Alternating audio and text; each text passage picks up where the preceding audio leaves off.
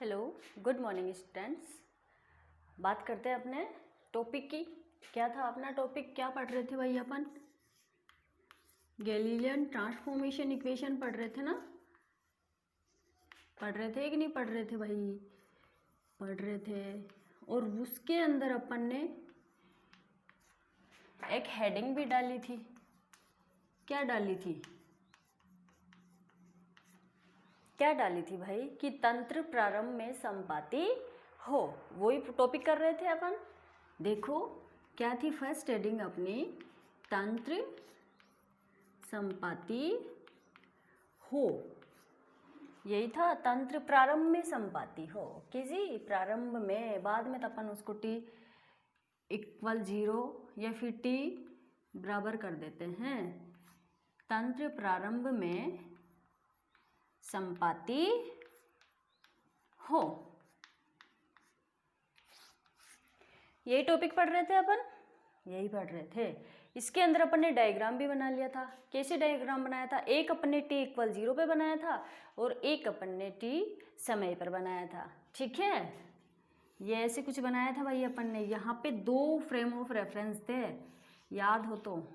इसको अपन ने नाम दिया था s, ये था x, ये था y एंड ये था z। और एक अपन ने इसी के अंदर, क्यों? क्योंकि ये संपाती है तो दोनों के ओरिजिन पॉइंट क्या हो जाएंगे? यहाँ पे एक ही होंगे, तो इसको s डैश बोल दो, ये x डैश, ये y डैश और ये z डैश। ठीक है, ये कब था? t = 0 पर था। अब ये जो s डैश है ये v वेग से गति करता है, कब? t समय पर। तो ये खिसक के कहाँ आ जाएगा? यहाँ पे आ जाएगा। बोल रहा है कि मैं तो अलग रहूँगा, तो लो जी अलग बना दो इसको आप। और क्या करोगे? x dash y dash and z dash, ये क्या कर रहा है? v नियत वेग से क्या कर रहा है? यहाँ पे गति कर रहा है। ठीक है। अब अपन ने क्या यहाँ पे कोई पॉइंट p लिया था? लिया था कि नहीं लिया था? लिया था। आगे क्या किया था? हाँ, अच्छा सॉरी। हाँ, एक और भी तो रहेगा ना अपने पास, s भी तो रहेगा भाई। ऐसे कैसे कर रहे हो आप लोग? फिर से बनाओ, देखो इसको।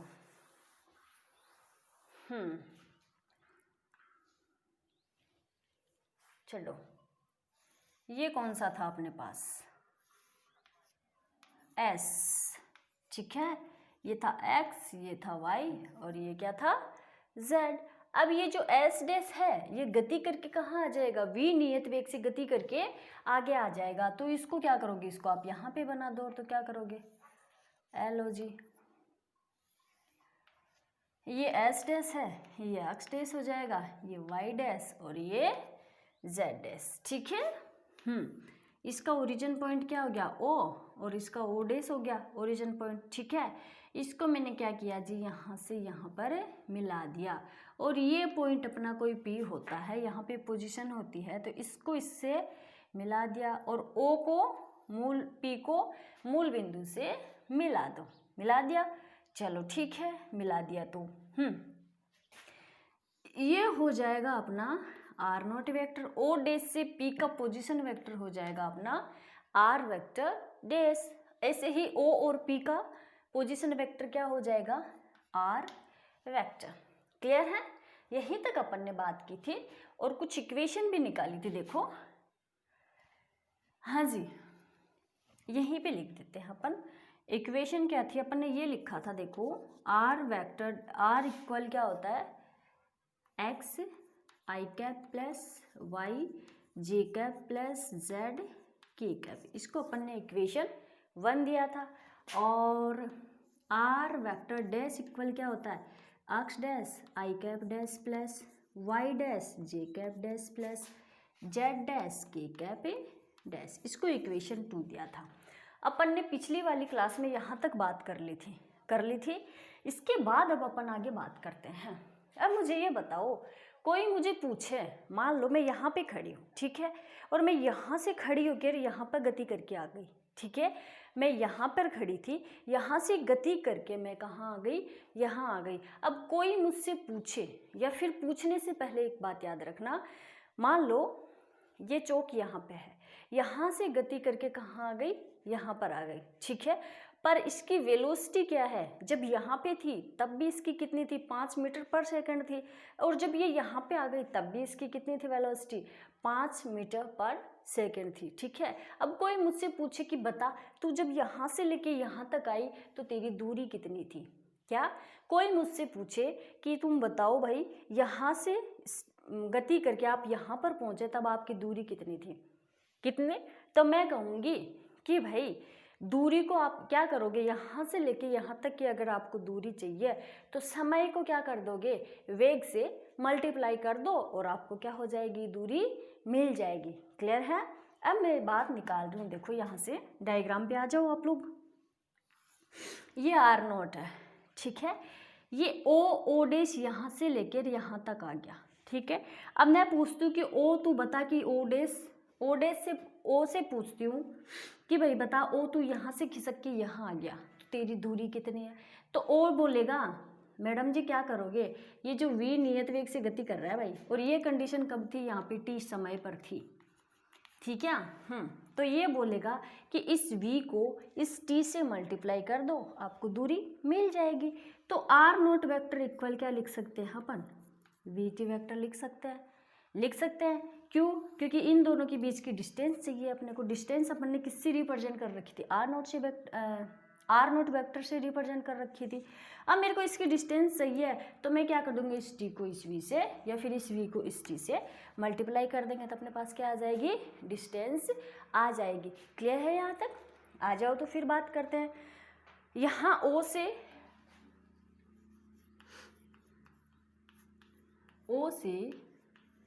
O डैश तक की दूरी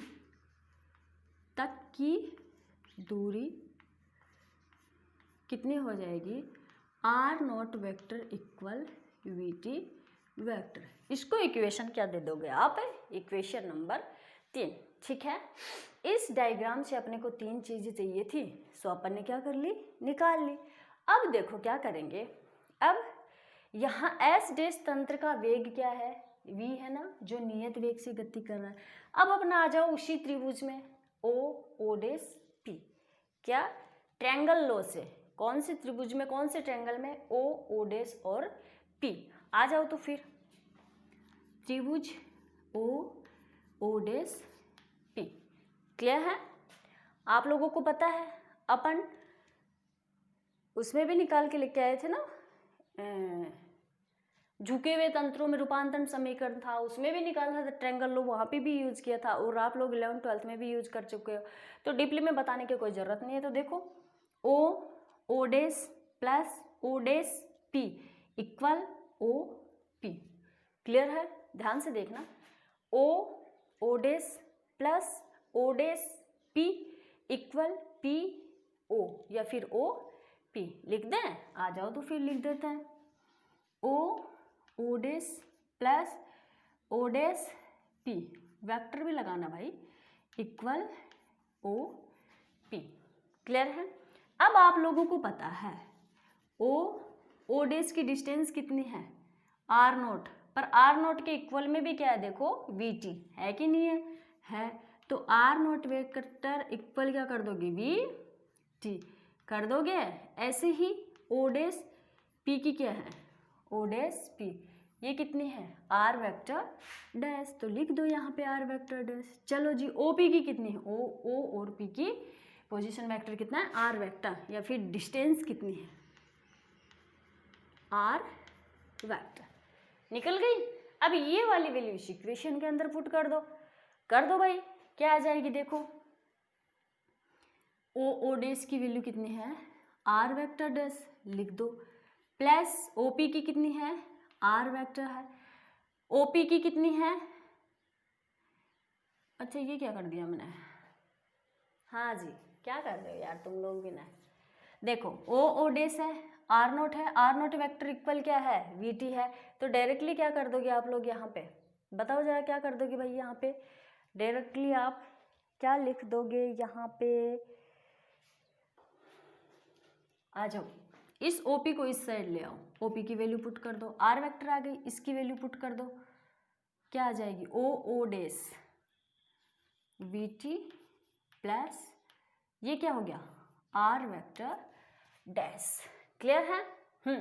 इस आर वेक्टर डैश को क्या कर लो, इस साइड ले आओ, तो ये क्या हो जाएगा, R vector minus BT vector.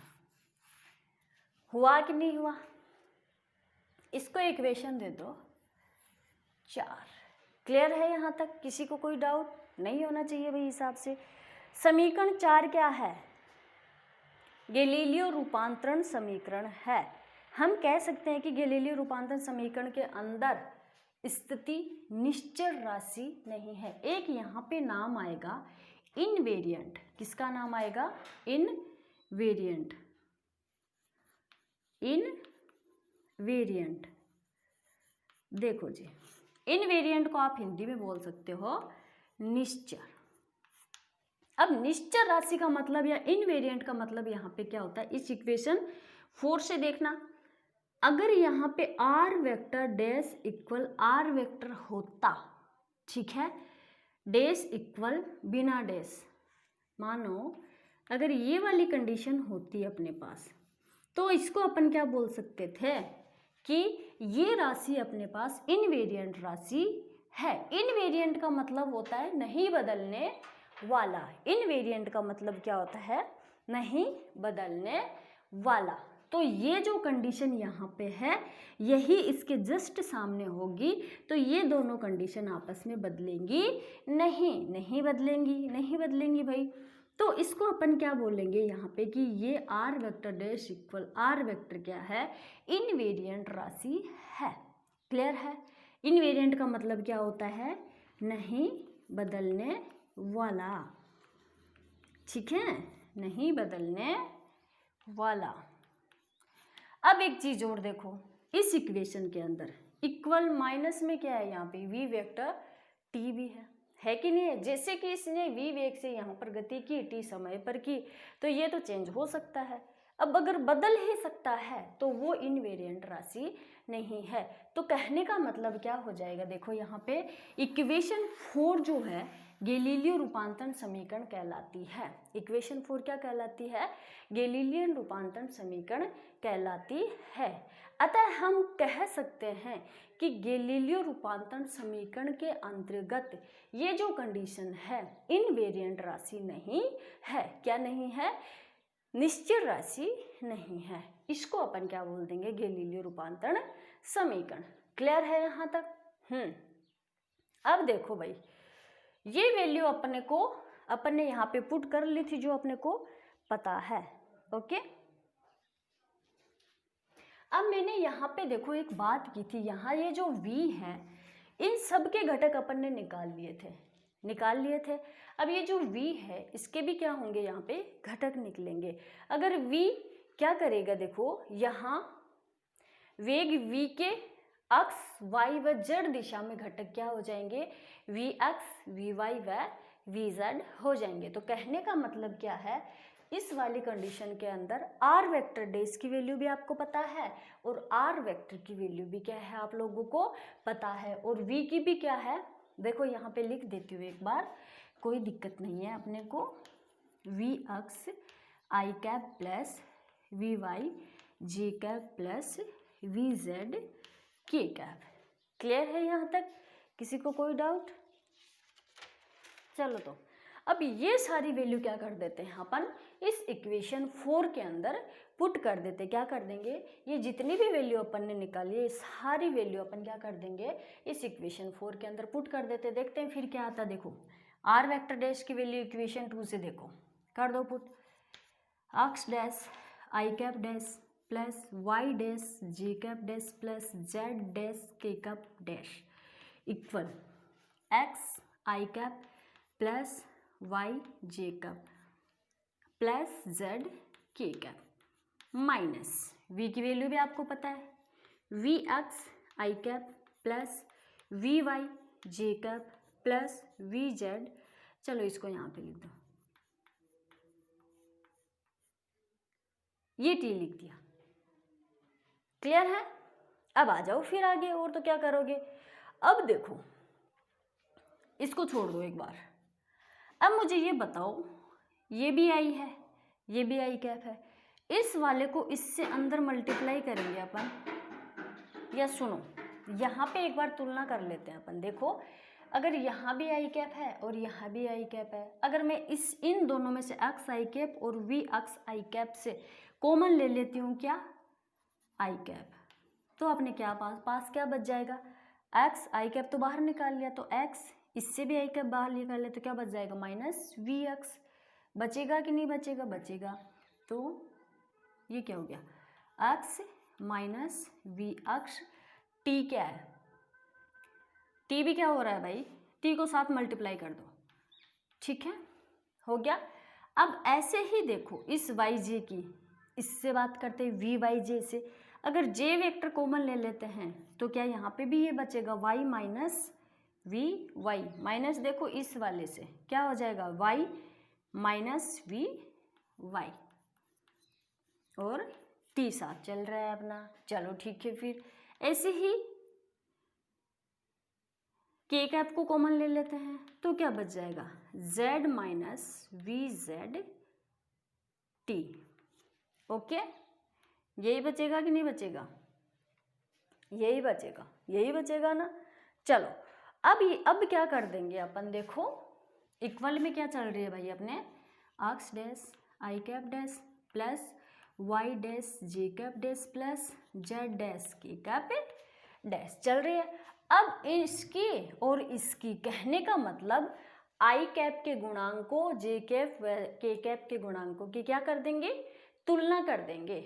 तो आई कैप जे कैप व के कैप के गुणांकों की, आई कैप जे कैप व के कैप के गुणांकों की तुलना करने पर, तुलना करने पर अब अपन क्या कर देंगे, इसकी तुलना कर देंगे। तो चलो आ जाओ तुलना करते हैं, तो अपने पास क्या बचता है, देखो एक्स, ये यहाँ पे क्या है आई कैप डैश और ये क्या है आई कैप, तो यहाँ पे आई कैप और आई की वैल्यू सॉरी तुलना करोगे तो यहाँ पे क्या आ जाएगा, एक्स डैश इक्वल क्या बच जाएगा, X minus we x T. इससे क्या हो गया, ये कैंसिल हो गया, तो ये क्या हो जाएगा X minus we x T, cancel तो क्या होगा, तुलना कर रहे हैं भाई अपन। देखो वाई कैप डैश इक्वल क्या आ जाएगा, अगर वाई वाले की करोगे तो Y cap Y dash equal Y minus we Y T. ये क्या हो जाएगा, जेड डैश वाले की Z minus V Z T. हो जाएगा कि नहीं हो जाएगा, इक्वेशन 4 कर लिया अपन ने, इसको इक्वेशन 5 दे दो और इसको इक्वेशन 6 दे दो और इसको इक्वेशन 7 दे दो। अब ये जो इक्वेशन आई है ना अपने पास, इन इक्वेशन के अंदर अपने को डायरेक्शन नहीं पता है, क्या नहीं है, अपन ने कौन सी भी डायरेक्शन को ये नहीं बोला है कि हाँ ये एक्स एक्सिस एक्स डायरेक्शन में जा रही है या वाई एक्सिस वाई डायरेक्शन में जा रही है, तो बाकी की कितनी हो गई, 0 हो गई। मान लो मैं आगे ये बोल दूँ, ये पहले इसको छोड़ो, ये सोचो इक्वेशन 5 व 7 क्या कहलाएंगी अपने यहाँ पे, क्या कहलाएंगी, एस के सापेक्ष एस डैश के गैलीलियो रूपांतरण समीकरण है। किसके सापेक्ष, एस के सापेक्ष एस डैश के, मैंने बोला था जिसके सापेक्ष होती है वो वाली कहाँ आती है, बाद में आती है, ठीक है।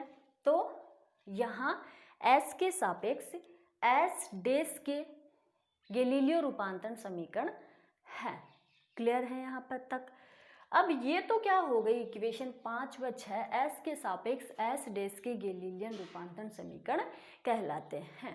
अब अपन बात करते हैं, देखो निर्देशांक रूपांतरण समीकरण कहलाते हैं। ओके, अब अपन बात करेंगे यदि तंत्र एस डैश, क्या यदि ये जो तंत्र है ये एस डैश ओनली अक्ष डायरेक्शन में गति करे, क्या ये जो frame of reference S dash है अगर ये अक्ष डायरेक्शन में ही क्या करे, मोशन करे, गति करे, तो वाई डैश और जेड डैश क्या हो जाएंगी, 0 हो जाएंगी। हो जाएंगी कि नहीं होंगी। इसी तरीके से अगर मैं बोलूँ कि ये जो frame of reference S dash है ये वाई डायरेक्शन में गति करे तो एक्स और जेड क्या हो जाएंगे, 0 हो जाएंगे, हो जाएंगे। इसी तरीके से अगर मैं बात करूं कि frame of reference S dash जो है वो जेड डैश दिशा में गति करे तो बाकी की 2 डायरेक्शन क्या हो गई, 0 हो गई। स्टार्टिंग से बात करते हैं, अगर अपन ने बोला कि ये जो S dash frame of reference है ये एक्स डैश डायरेक्शन में क्या कर रहा है, गति कर रहा है, तो ये बाकी की क्या हो गई, 0 हो गई। तो इक्वेशन 5, 6 व 7 से कौन सी आएगी आप लोगों के पास, x dash equal x minus क्या आ जाएगा, वी एक्स टी, क्या आ जाएगा, x dash equal x minus we x t, और ये क्या हो जाएगा, वाई डैश इक्वल वाई रहेगा, जेड डैश इक्वल जेड रहेगा, रहेगा कि नहीं रहेगा, जिस डायरेक्शन में गति करेगा वो वाली इक्वेशन पूरी आएगी, किसके साथ, टाइम के साथ और नियत वेग v के साथ। क्लियर है यहाँ तक। देखो अगर फिर भी किसी को कोई डाउट हो तो आप पूछ सकते हो। क्लियर है यहाँ तक। तो आ जाओ फिर अब अपन बात करते हैं इसकी। देखो हाँ जी, इक्वेशन 5 व 6 व 7 आ जाओ। अब मैं लिख देती हूं, यदि तंत्र एस डैश, यदि तंत्र एस डैश कौन सी दिशा में गति करे, एक्स दिशा में गति करे, कौन सी दिशा में, एक्स दिशा में गति करे, तो करे तो वी एक्स नॉट इक्वल 0, यही होगा, V X not equal 0, V Y 0 हो जाएगा और वी जेड 0 हो जाएगा। होगा कि नहीं होगा। तो ये वाली वैल्यू पुट कर दो किसमें, इक्वेशन 5, 6 व 7 में। चलो करते हैं। तो देखो इसमें तो कर ही रहा है ना, तो X dash equal x minus we X क्या है, वी एक्स नॉट इक्वल 0 है, तो ये वाली यूं की यूं आ गई, और बाकी की क्या आ जाएंगी, वाई डैश इक्वल वाई, क्यों, क्योंकि वी वाई इक्वल क्या है, 0 है। इक्वेशन 6 में देखना, Y dash equal V Y minus we Y 0 है। क्लियर है। ऐसे ही जेड डैश इक्वल क्या आ जाएगा, जेड आ जाएगी। ये इक्वेशन हो गई अपनी 8, 9 और 10। ठीक है। अब ऐसे ही चलो अपन सेकंड कंडीशन भी लगाते हैं, यदि तंत्र एस डैश वाई दिशा में गति करे, किसमें, वाई दिशा में गति करे, तो V X equal V Z equal क्या हो जाएगा, 0। क्या होगा यहाँ पे देखो, V X equal V Z equal 0 और वी वाई नॉट इक्वल क्या होगा, 0। क्यों, क्योंकि वाई दिशा में तो गति कर रहा है अगला। तो क्या आ जाएगी अपने पास equation, x dash equal x, y dash equal y dash minus we Y t, और जेड डैश इक्वल जेड। इसको दे दो 11, इसको दे दो 12 और इसको दे दो 13। ओके। इसी तरीके से आप जेड की भी निकाल सकते हो। जब नोट्स बनाओ तो वहाँ पे आप लोग जेड की भी लिख देना। क्लियर है। आप लोग लिखोगे, मैं नहीं लिखूंगी, ठीक है। ये अपना हो गया तंत्र प्रारंभ में संपाती हो। क्लियर है। अब अपन सेकंड कंडीशन इसी के अंदर पढ़ेंगे कि यदि तंत्र प्रारंभ में संपाती ना हो, क्या पढ़ेंगे, तंत्र प्रारंभ में संपाती ना हो। तो आ जाओ फिर बात करते हैं, प्रारंभ में संपाती नहीं करते हैं उसको। देखो तंत्र प्रारंभ में संपाती ना हो, सेकंड पॉइंट क्या हो जाएगा अपना, तंत्र प्रारंभ में संपाती ना हो, पर फ्रेम ऑफ रेफरेंस वो ही रहेंगे भाई, अपने पास 2 ही रहेंगे। देखो, और ये वाली कंडीशन भी अपन कब कब करेंगे, एक तो t इक्वल 0 पे करेंगे और एक t समय पर करेंगे। क्लियर है। तो आ जाओ फिर। पर बोल क्या रहा है, तंत्र प्रारंभ में संपाती नहीं है। वहां पे क्या था, तंत्र प्रारंभ में संपाती था, तो अपन ने एक फ्रेम ऑफ रेफरेंस एस बनाया था, उसी के ऊपर दूसरे को बना दिया था। क्यों, क्योंकि वहां पे ओरिजिन पॉइंट जो है वो क्या था, संपाती था। या फिर frame of reference S and frame of reference S test दोनों एक दूसरे के क्या थे, संपाती थे। वहाँ पे भी 2 लिए थे अपन ने, और यहाँ पे भी क्या करेंगे, लेंगे 2 ही, पर यहाँ पे क्या है, संपाती नहीं है, संपाती नहीं है। तो इसका मतलब क्या होगा, एक एस तो यहाँ पे होगा और एस डेस यहाँ पे होगा। तो आ जाओ बात करते हैं। देखो ये मानो फ्रेम ऑफ रेफरेंस कौन सा है अपना, एस मान के चलो भाई इसको। ओके, ये हो गया अक्ष, ये हो गया वाई और ये हो गया जेड। इसका ओरिजिन पॉइंट क्या हो गया यहाँ पे 0। पर याद रखना वहाँ पे अपन ने इसी के ऊपर दिखाया था, क्यों, क्योंकि संपाती था। यहाँ पे संपाती नहीं है। अगर संपाती नहीं है तो इसको यहाँ पे रिप्रेजेंट कर दो थोड़ा सा और, तो क्या करोगे, एल ओ जी। ये संपाती नहीं है, अब इसको बोल दो एस डैश, ये हो गया अक्ष डैश और ये हो गया वाई डैश एंड ये हो गया जेड। इसका ओरिजिन पॉइंट हो गया ओ डैश। क्लियर है। ये अपन ने कौन से का बनाया है, देखो frame of reference S and S dash का बनाया, ठीक है। इसके बाद अब अपन बात करते हैं, ये क्या बोला कि प्रारंभ में संपाती नहीं है। अब जब ये प्रारंभ में संपाती नहीं है तो अपन ने ये वाली कंडीशन यहाँ पे यूज की थी। क्लियर है। इसके बाद अब अपन क्या करते हैं कि वैसे ही ये भी टी समय पर वी वेग से, वी नियत वेग से गति करेगा, करेगा कि नहीं करेगा। अगर ये गति करेगा, ये एक ही है भाई, ये मान के चलना, अगर ये गति करेगा तो ये कहाँ पे आ जाएगा, यहाँ पे आ जाएगा, ठीक है। ये लो आ गया। क्या किया इसने, वी नियत वेग से गति कर रहा है, ये कर रहा है कि नहीं कर रहा है, कर रहा है। किस पर, टी समय पर कर रहा है। ओके, ये कहाँ थे दोनों, टी इक्वल 0 पर। एस व एस डिस टी इक्वल 0 की बात कर रहे हैं। वहाँ पे संपाती था इसलिए मैंने दोनों को एक जगह ही दिखा दिया था, पर यहाँ पे संपाती नहीं है इसलिए दोनों को थोड़ा सा डिस्टेंस मेंटेन करके शो कर दिया। क्लियर है। अब इसको क्या कर दोगे, इससे मिला दो, और इसको क्या कर दोगे, इससे मिला दो। ये पॉइंट क्या अपना कोई पी है तो इसको ऐसे कर दो, और ये वाला इससे इससे, अरे भाई ये क्या हो रहा है ऐसे, थोड़ा सा इसको देखो ऐसे कर देना आप लोग। अरे मिल जाएगा भाई, डायग्राम समझना है एक बार आप लोगों को। यहाँ पे मान लो कोई पॉइंट भी। क्लियर है।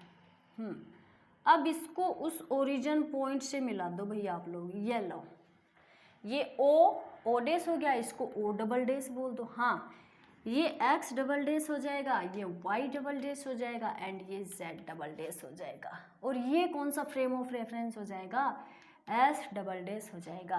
क्लियर है। ये पॉइंट अपना कौन सा है, पी है।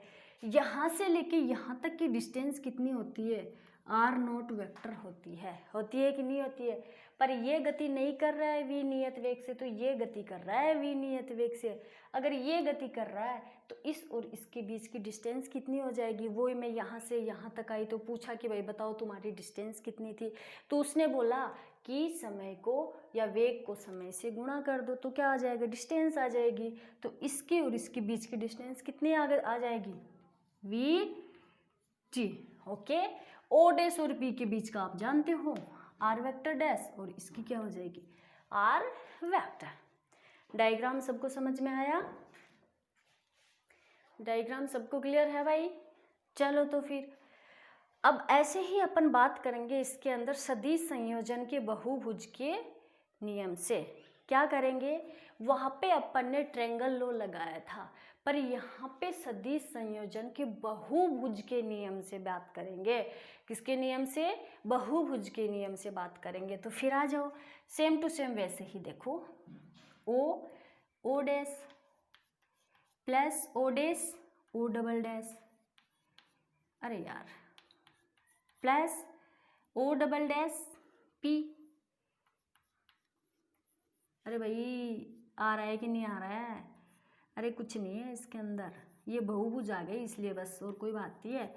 ओ से ओ डैश की डिस्टेंस कितनी है, R not vector, plus O dash से ओ डबल डैश की दूरी कितनी है, V T, plus O double dash से पी की कितनी है, आर वेक्टर डैश, ओ से पी की कितनी है, आर वेक्टर है कि नहीं है, है।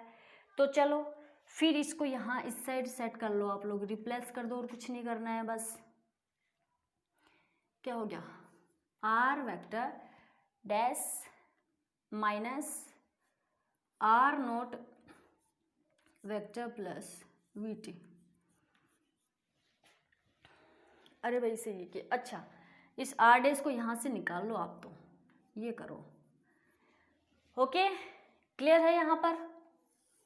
लो जी, ये क्या है अपना प्राप्त समीकरण को क्या कहेंगे, गैलीलियो रूपांतरण समीकरण कहा जाता है।